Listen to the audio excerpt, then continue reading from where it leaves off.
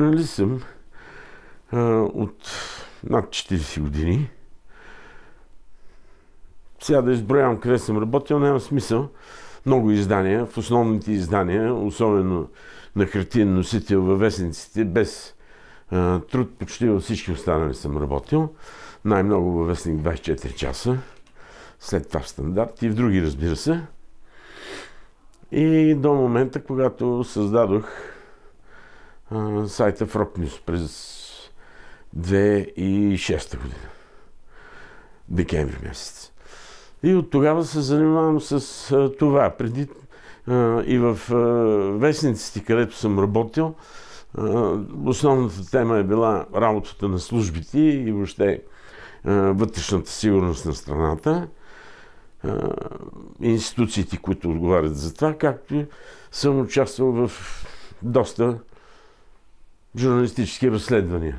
През 2008, през лятото, аз бях привикан в ДАНС от Алексей Петров, който тогава заемаше някаква много странна длъжност като съветник в ДАНС, който обаче се изживяваше, а това беше и фактологически вярно, че той там действаше като, едва ли не като лице, което контролира и управлява агенцията, Държавната агенция за национална сигурност. И бях извикан там, както той се изрази, на разговор.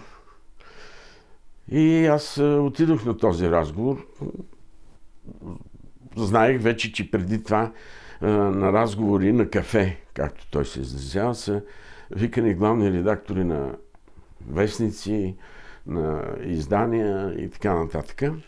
И оттам нататък той започна, че в сайта се публикуват много критични материали, които засягат и него, а това, че засягат него, засягали националната сигурност и така нататък, и така нататък. Питаме за сайта Опасните новини, тогава един сайт, дали аз го списвам, дали и така нататък. Отговорих му, че нямам нищо общо с този сайт. И тогава той ми каза: виж какво, ние те следим и те подслушваме непрекъснато, всяка твоя крачка, всяка твоя дума ни е известна. И казва: аз съм отделил ресурс от 17 човека, които непрекъснато да те следят. И тогава аз му отговорих така, полуна шега, макар че не ми е било до шеги, че очевидно представлявам много голяма опасност, за да се отделят 17 човека, пък и да ме подслушват непрекъснато телефоните и разговорите, включително на семейството ми, на мои приятели и колеги и така нататък. И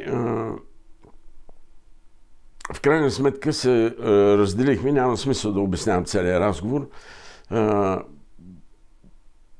Може би 2 седмици по-късно, 10 дена или малко по-късно, на 22 септември бях нападнат на гърба на басейна Спартак. Не знам как се казва там уличката. Излизах от ресторанта, това беше към 10 часа вечерта.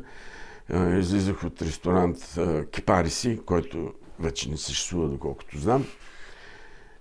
И там бях нападнат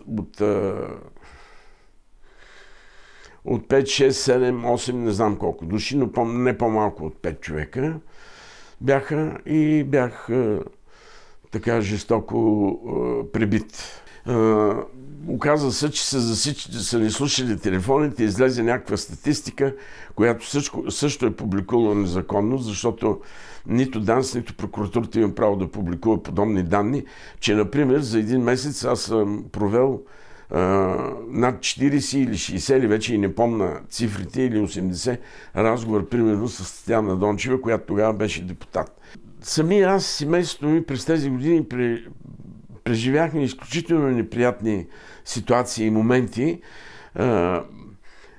Не съм сигурен, че трябва да занимавам хората, зрителите с това, което ние сме преживяли. Не това е важно. Не сме го преживяли само ние. Това са действия на някакви хора,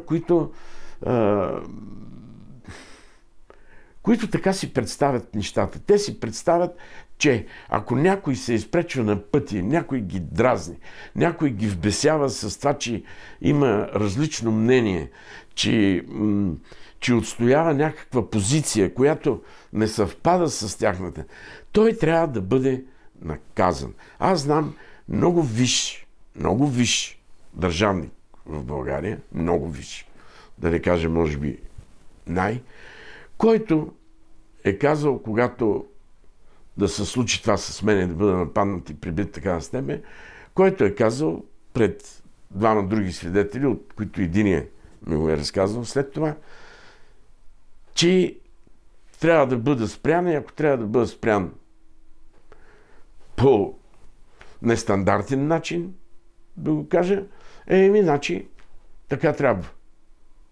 Това е част от тяхното мислене.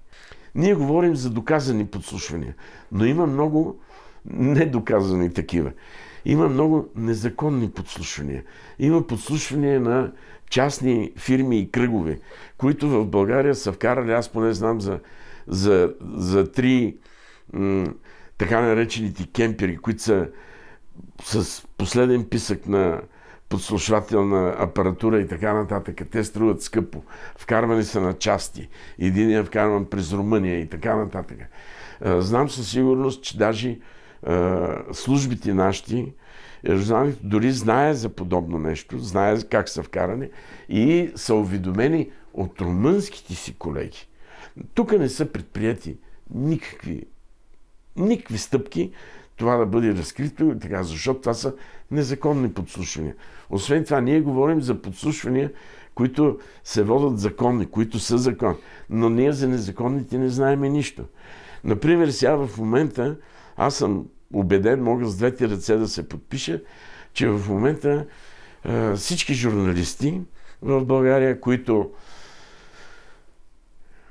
са срещу политиката, която провежда Кремъл по отношение на войната срещу Украйна, по един или друг начин са наблюдавани, следени, подслушвани, описвани са техните действия, описвани са техни срещи и така нататък. Това ви го гарантирам, тъй като години наред съм събирал и проучвал как работят руските и съветските служби в България и издадохме такава книга, екип наш издаде такава книга, в която то се виждат толкова ярки доказателства през годините, че благодарение, в кавички благодарение, на тези руски тайни служби, на техните подслушвания, следенията, манипулации и действия в България, историята на България и пътя на България в нашата история е променен няколко пъти.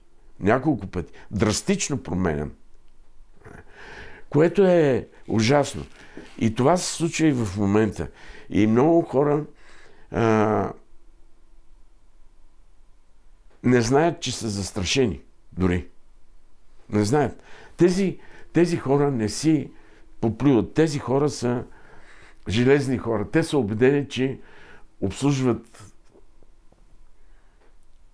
своята родина, своето отечество, работят за отечеството. Но както казва, вече го споменах по-рано, както казва Джон Ле Каре, няма тайни служби, които работят за отечеството. Има тайни служби, които работят за правителството. Ето това е, може би, най-големият проблем, че няма никакви последствия. И тези хора, които през годините са извършвали подобни дейности, продължават да ги извършват.